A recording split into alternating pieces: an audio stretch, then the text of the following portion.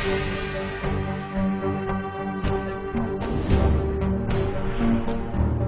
Bulletin sponsored by उत्तम Singh academy Rewa. नमस्कार, Vindhya times में आपका स्वागत है और आपके साथ मैं श्रेया हाजिर हैं आज की बुलेटिन की खबरों के साथ। रीवा अब ग्रीन जोन से ऑरेंज जोन की ओर बढ़ रहा है। बीती रात रीवा में एक साथ 4 नए कोरोना मरीजों की एंट्री भी हो गई है, जिससे प्रशासनिक अमले में हड़कंप की स्थिति है। रीवा जिले के गुड़ थाना क्षेत्र अंतर्गत पोस्ट दुआरी के 4 निवासी कोरोना पॉजिटिव पाए गए हैं, जिनके नाम नवनीत पांडे, अनु पांडे, विनीत पांडे सहित 5 वर्ष का बच्चा भी कोरोना पॉजिटिव पाया गया है। जिस तरह से विंध्य क्षेत्र में कोरोना पॉजिटिव केसों की संख्या में वृद्धि हो रही है, कहीं न कहीं खतरा बढ़ता जा रहा है। मिली जानकारी के मुताबिक चारों कोरोना पॉजिटिव मरीजों को ढेहिया में क्वारंटाइन कर दिया गया है और गांव में पुलिस और स्वास्थ्य चिकित्सा टीम के द्वारा कोरोना पॉजिटिव युवक के संपर्क में आए लोगों की तलाश की जा रही है। सभी के सैंपल लेकर जांच भी कराए जा रहे हैं और गांव को कंटेनमेंट एरिया घोषित कर दिया है।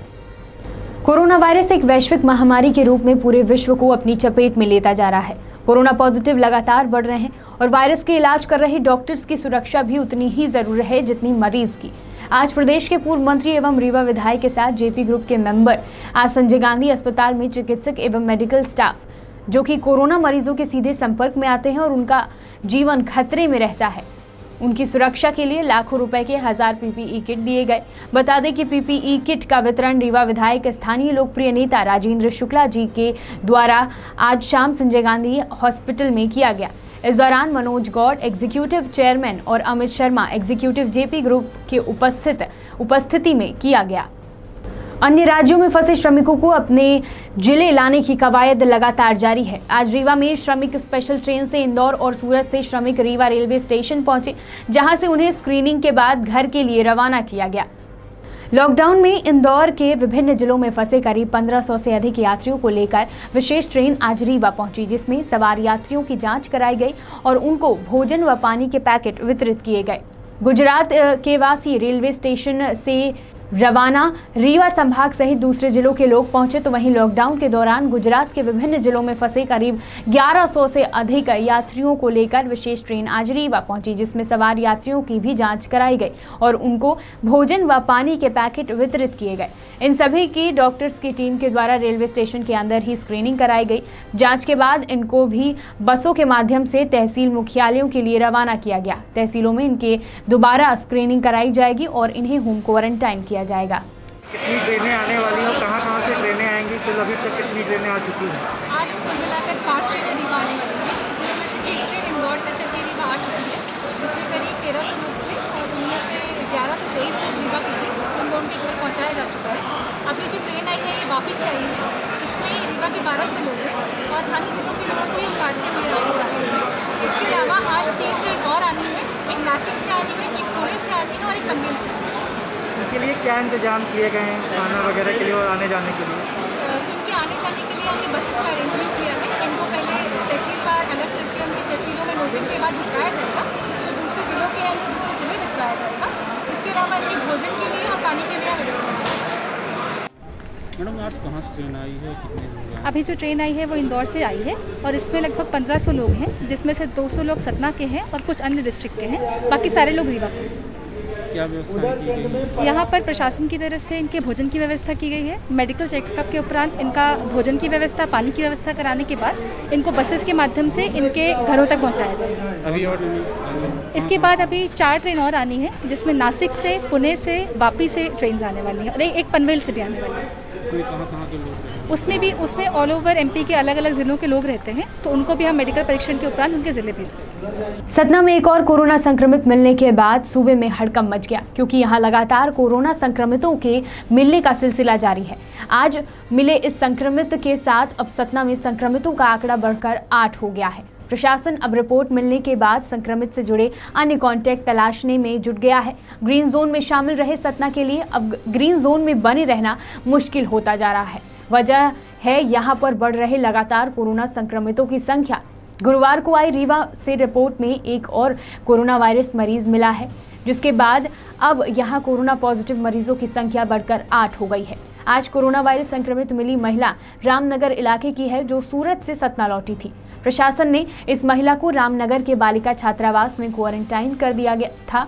अब महिला की पॉजिटिव रिपोर्ट मिलने के बाद इस महिला के संपर्क में आए लोगों की तलाश और उन्हें चिन्हित करने में काम कर रहे हैं। सतना जिले में कोरोना वायरस से संक्रमित यह पहली महिला है। सतना जिले में लगातार कोरोना वायरस संक्रमित मरीज मिलने के बाद एक तरफ जहां संक्रमितों का आंकड़ा बढ़ रहा है, वहीं दूसरी तरफ सतना के ग्रीन जोन में बने रहने की संभावनाएं कम होती जा रही हैं। सतना एसडीएम ने मामले की पुष्टि की और बताया कि आज मिली कोरोना पॉजिटिव महिला अभी तक रामनगर में क्वारंटाइन थी। आज उसकी कोविड-19 रिपोर्ट पॉजिटिव आने के बाद उसे सतना में बने आइसोलेशन सेंटर में शिफ्ट किया गया है। सतना ज़िले में आज एक नया पॉजिटिव रिपोर्ट आई है। इस तरह कुल 8 पॉजिटिव हो गए हैं, जिसमें एक की मृत्यु हो गई है और एक रीवा में है। इस प्रकार 6 एक्टिव केस यहाँ सतना में है। इनके लिए यहाँ जो है अपना उतैली के प्रधानमंत्री आवास में आइसोलेशन बनाया गया है सेंटर, वहीं पर इनको रखा जा रहा है सबको। जो आज महिला आई है वो रामनगर की है, तो रामनगर में अभी वो रामनगर में क्वारंटाइन है, तो उसको भी लाने की कार्रवाई की जा रही है। हाँ, वो तो हर जगह जहाँ मरीज मिला और जहाँ रह रहा था उसको सबको कंटेनमेंट एरिया घोषित करके उसको प्रतिबंधित किया गया है। मध्य प्रदेश कांग्रेस कमेटी के प्रदेश कार्यकारिणी सदस्य कुंवर सिंह पटेल द्वारा आज अपने घर में ही प्रदेश सरकार के खिलाफ धरना दिया गया। अपनी 10 सूत्रीय मांगों के साथ उन्होंने आज रीवा कलेक्टर को राज्यपाल के नाम ज्ञापन सौंपा। उनकी प्रमुख मांग थी कि जिस तरीके से महामारी में चल रहे मजदूरों को उनके घर पहुंचाने की व्यवस्था सरकार द्वारा तत्काल की जा रही है, उसमें प्रति मजदूर 5,000 की आर्थिक सहायता प्रदान की जाए। इसके अलावा प्रदेश के अंदर श्रम कानून में अवैधानिक संशोधन को तत्काल वापस किया जाए व मजदूर की 8 घंटे की मजदूरी को तुरंत बहाल किया जाए। कुंवर सिंह पटेल की तीसरी मांग यह है कि किसानों के गेहूं बिक्री केंद्र के पास कराने के लिए किए जा रहे भ्रष्टाचार और लूट को तत्काल रोका जाए और किसानों को इस महामारी से निपटने के लिए तत्काल 10,000 रुपए प्रति किसान सहायता प्रदान की जाए। कुंवर सिंह पटेल ने जल संकट से जूझ रहे रीवा जिले के तमाम क्षेत्रों में हैंडपंप के राइटर पाइप बढ़ाए जाने की भी मांग की है।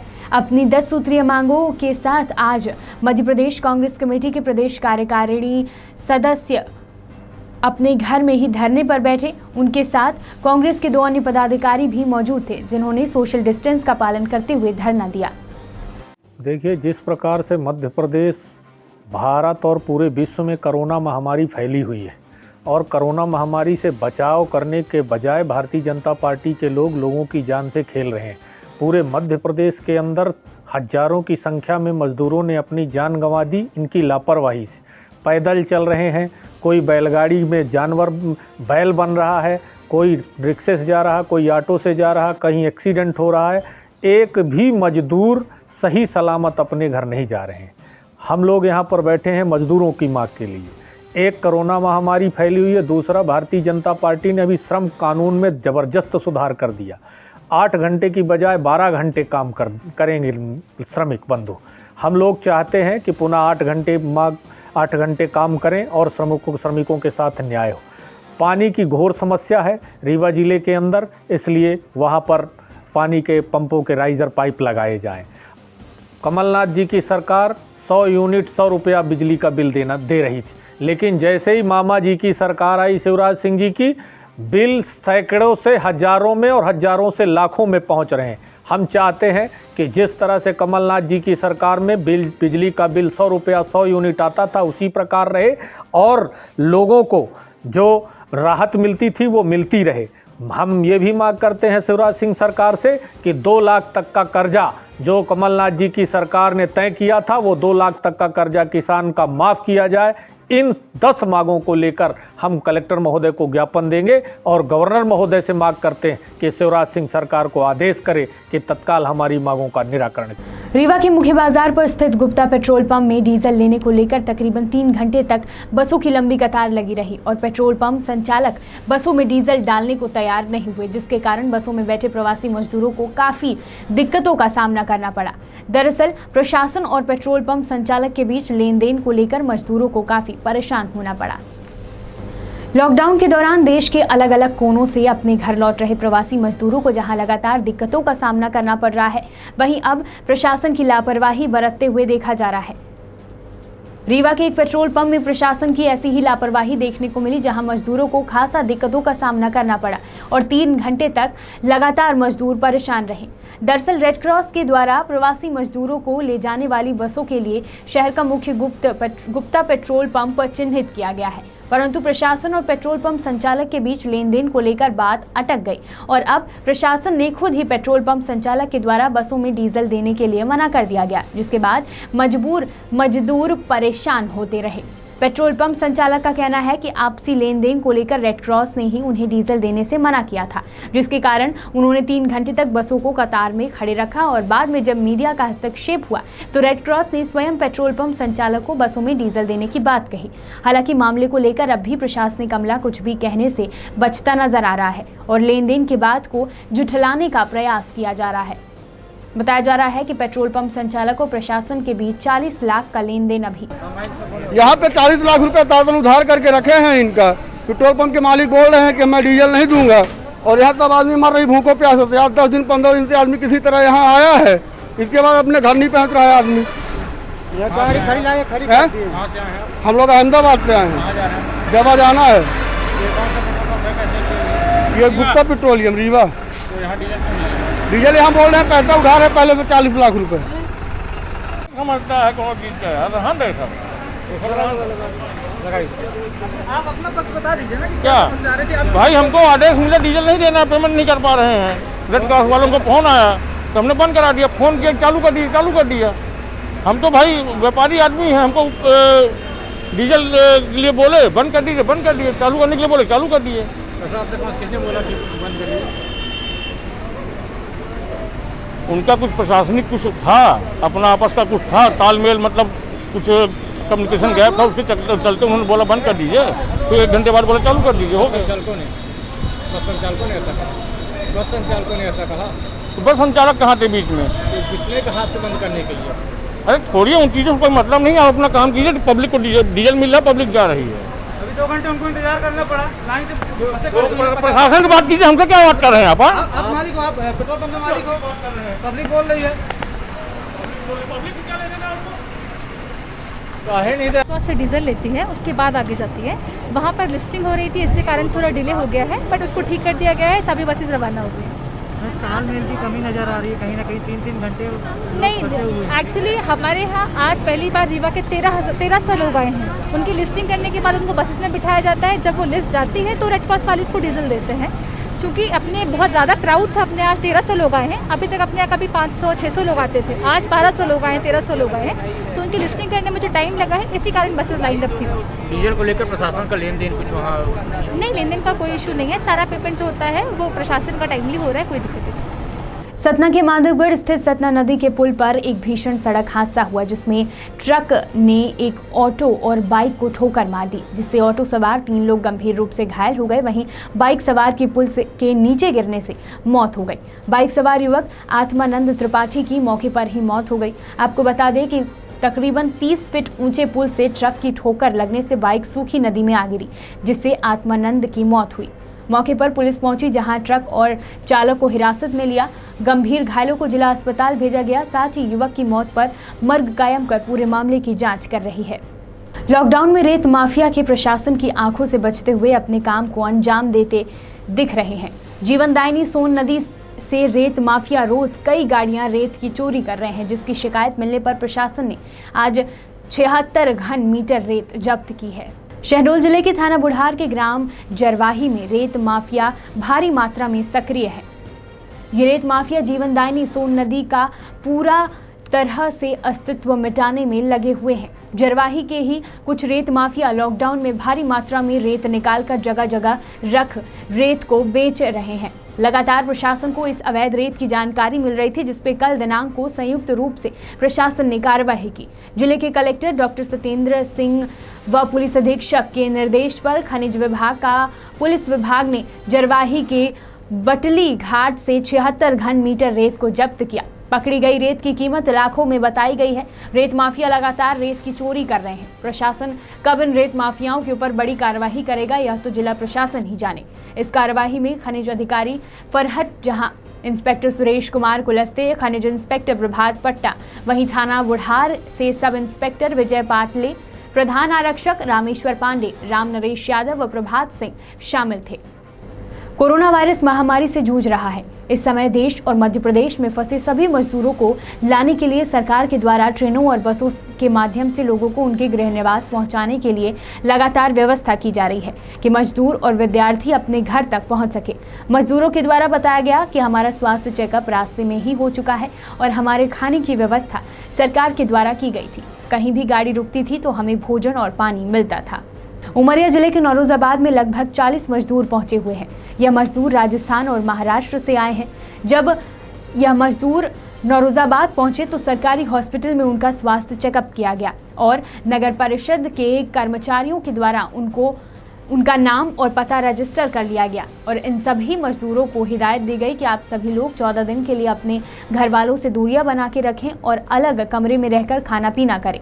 14 दिन के लिए घर से बाहर न निकले, ऐसा आदेश दिया गया। समाज सेवियों के द्वारा उनके जलपान की व्यवस्था की गई क्योंकि कुछ मजदूर रात में ही नौरोजाबाद हॉस्पिटल पहुंच गए थे और वह लोग अपने स्वास्थ्य चेकअप के लिए हॉस्पिटल के गेट पर बैठे हुए थे। मजदूरों के द्वारा आरोप लगाया गया है कि हम लोग नौरोजाबाद के सरकारी हॉस्पिटल के बाहर रात 3 बजे से बैठे हुए हैं। चौकीदार गेट बंद करके अंदर सो रहा था। हम लोगों ने बहुत आवाज़ दी लेकिन हमारी आवाज़ को नहीं सुना गया और हम लोगों को हॉस्पिटल में पीने का पानी तक नसीब नहीं हुआ। हमारे साथ छोटे बच्चे भी थे और हम लोग बिना पानी के प्यासे ही बैठे रह गए। नौरोजाबाद से संदीप तिवारी की रिपोर्ट। कहाँ से आए हो आप लोग? राजस्थान। राजस्थान में क्या करते थे? बिल्डिंग कंस्ट्रक्शन करता था। वहाँ क्या व्यवस्था थी आप लोगों की? वहाँ बढ़िया थे, खाने पीने रहने की व्यवस्था थी वहाँ। तो कब आए वहाँ से आप लोग? वहाँ से 11 तारीख से आए। और 11 तारीख को किस में से आए वहाँ से? बस से। कहाँ पहुँचे? बस से अपने बॉर्डर लिए। फिर इसके बाद फिर वहाँ से गुना है, गुना से फिर हमें बस में बैठाया गया। बैठा के फिर कटनी तक आए, फिर कटनी से ट्रक में यहाँ तक आए नौरोजाबाद। तो रास्ते में खाने पीने की कहीं समस्या हुई? मिला, सागर मिला, दमोह से मिला है और नौरोजाबाद में 3 बजे से, लेकिन यहाँ पे कोई व्यवस्था नहीं, न तो अस्पताल में न तो कुछ नहीं। यहाँ पे तो कुछ भी नहीं थी, अस्पताल भी बंद थी। कितने बजे पहुँचे? कितने बजे आप नौरोजाबाद? 3 बजे रात में? हाँ, रात में। यहाँ क्या व्यवस्था नहीं हुई किसी प्रकार? न तो पानी व्यवस्था न तो कुछ भी नहीं। चौकीदार था, वो सो रहा था। कहाँ जाएंगे आप लोग अब? दिनूरी जाएंगे, मतलब महाराष्ट्र से। कब निकले थे? कल। किस में से आए हैं? ट्रेन से। कहाँ उतरे थे? ट्रेन से सतारा से बैठे 5 बजे। 5 बजे से फिर शाम को इधर 6-7 बजे पहुँचे, 8 बजे रीवा में पहुँचे। रीवा से फिर उधर फिर बस से उमरिया आया। तो उसमें कोई पैसा वैसा लगा क्या आप लोगों का? नहीं। और व्यवस्था कैसी थी आप लोगों की? भोजन की, सोने की, क्या व्यवस्था क्या थी? खाने की व्यवस्था बीच में बड़े बड़े स्टेशनों में खाने की थोड़ा मिलता है। तो उसमें निःशुल्क था कि पैसा लगते थे? निःशुल्क था। कितने लोग आए हैं आप लोग? बहुत सारे लोग, पूरे MP के आए हैं उधर से। आपका नाम? राजेंद्र सिंह। कहाँ जाएंगे आप? अब मैं पटपरा जाना। विंध्य की तमाम खबरों के साथ कल फिर हाजिर होंगे। देखते रहिए विंध्या टाइम्स। बहुत बहुत धन्यवाद।